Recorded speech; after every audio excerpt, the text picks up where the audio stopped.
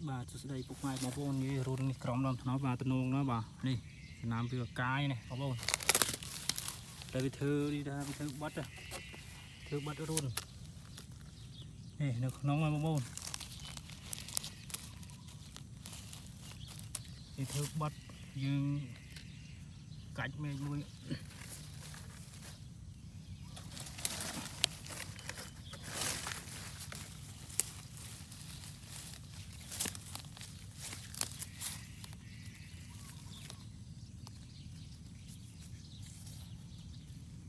bây đi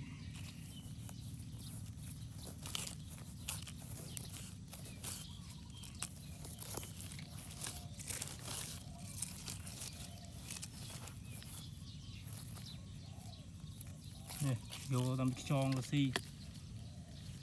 ta là đã mà bông nó không nóng không để mà apply pom này mà nè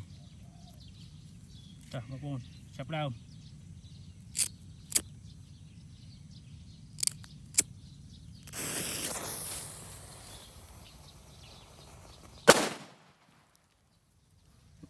ai rồi nè một bồn